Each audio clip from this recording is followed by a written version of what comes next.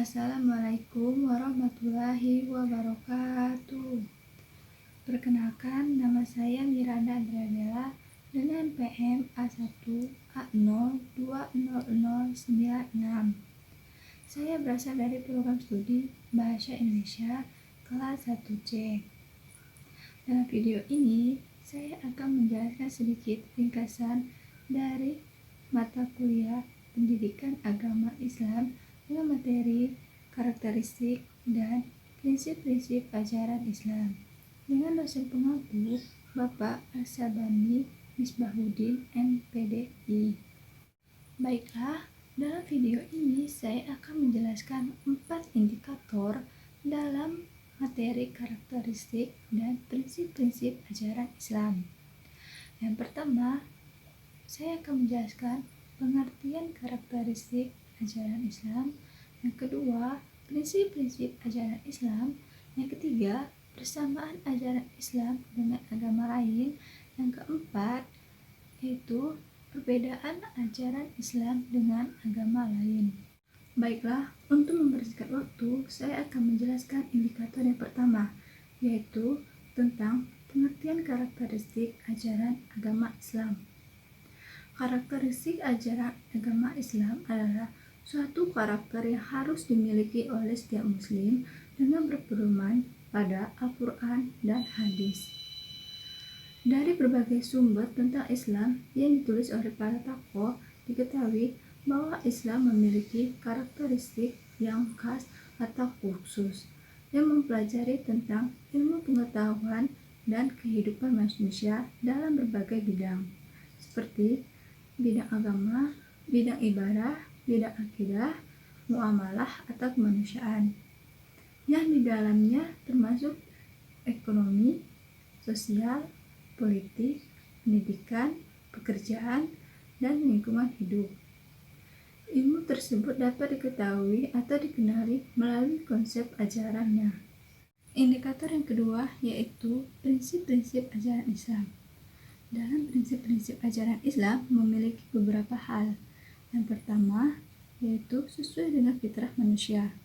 Kata fitrah rafiah berarti keadaan kemurnian, yang berarti alam adalah kecenderungan atau pengakuan perasaan mereka untuk mengendalikan kekuatan mereka dan alam semesta seperti dicatat oleh para ahli.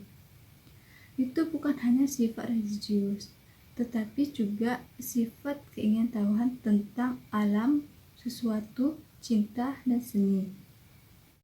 2. Ketuhanan, di mana manusia memiliki unsur fisik dan unsur spiritual.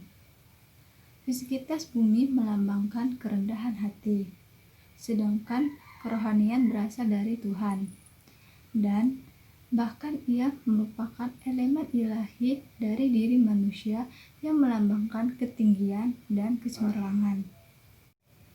3. Sesuai dengan keadaan zaman dan tempat, di mana agama Islam merupakan agama akhir zaman. Setelah itu, tidak ada agama yang diungkapkan oleh Allah SWT.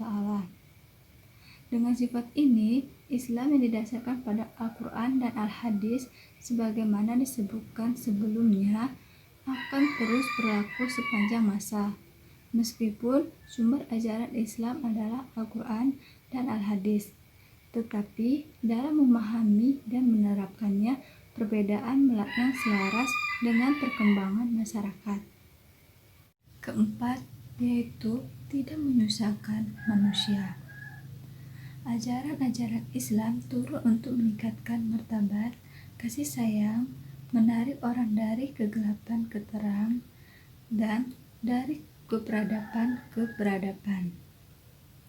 Ajaran Islam memberikan toleransi kepada bangsa dalam hal ibadah, sholat, puasa, dan makanan. Yang kelima, sesuai dengan ilmu pengetahuan dan teknologi.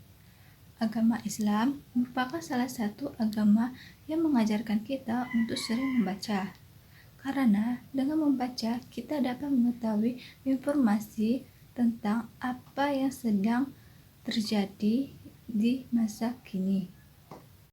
Yang keenam, berbasis pada penelitian. Penelitian ini adalah pengembangan ilmu pengetahuan, pengumpulan data, dan fakta untuk membuktikan sesuatu yang diatur secara sistematis pada teori.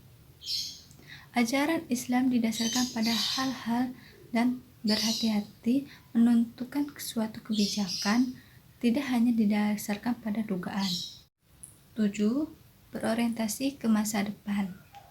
Islam adalah agama yang mengajarkan penganutnya bahwa situasi mereka jauh lebih baik daripada masa lalu.